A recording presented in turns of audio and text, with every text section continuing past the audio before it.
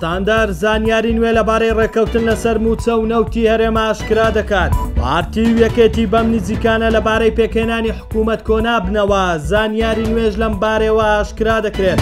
سەرەڕای بەڵێنەکانی باخچەلی تورکیا تاوەکو ئێستا هیچ هەنگاوێکی بۆ پێدانی مافی هیوا بە ئۆجەلان نەناوە. بڕیارە سبەی سێشەممە دۆ کۆبوونەوە لەبارەی موچە و نەوتی هەرێمەوە ئەنجام بدرێت کە یەکێکیان کۆبوونەوەی ئەنجومەنی دەوڵەتە و ئەوەی دیکەیان کۆبوونەوەی ئەنجومەنی وەزیرانی حکوومەتی عێراقە. لە ئێستادا ئەنجومەنی دەوڵەت داوای لە هەرێم کردووە نوێنەرێکیان لە وەزارەتی داد ئامادە بێت تا بتوانن لەگەڵ نوێنەرێکی عێراق وەڵامی پرسیارەکانیان لەبارەی داهاتی نانەوتی بدەنەوە. هاوکات شاندێکی هەرێم بۆ بابەتی نەوت دەستنە بەغدا و کۆبوونەوە لەگەڵ بەرپرسانی وەزارەتی نەوت ئەنجام دەدەن و ڕەژنووسی ئەو کۆبوونەوەیش لە کۆبوونەوەی ئەنجومەنی وەزیراندا تاوتوێ دەکرێت. ئەمە لە کاتێکدایە کێشەی دواکەوتنی موچەی موچەخۆرانی هەرێم بەهۆی ڕادەزنەکردنی داهاتی نانەوتی و نەوتەوە لەلایەن حکوومەتی هەرێمەوە بەردەوامە.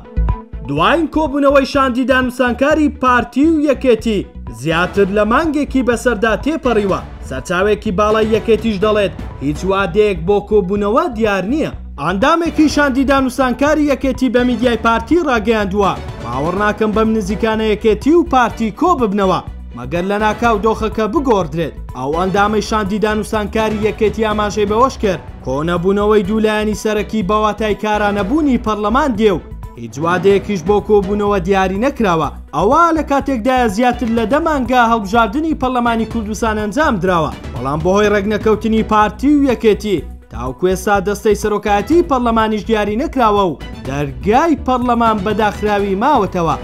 لەگەڵ ئەو پرۆسە نوێی کە بەدەست پێشخەریە مێژوویەکەی دەوڵەت باخچەلی بۆ چارەسەری پرسی کورد دەستی پێکرد، داواکاریەکەی مافی هیوا بۆ عەبدوڵڵا ئۆجەلان بووە تا چەقی ململانێ و متمانە لە نێوان لایەنی کوردی و حکوومەتی تورکیا. سەرەڕای بەدەمەوە هاتنی ئۆجەلان و بڕیاری خۆڵوەشاندنەوەی پەکەکە حکوومەتی تورکیا هێشتا هیچ هەنگاوێکی کردەیی بۆ جێبەجێکردنی ئەو بەڵێنە نەناوە.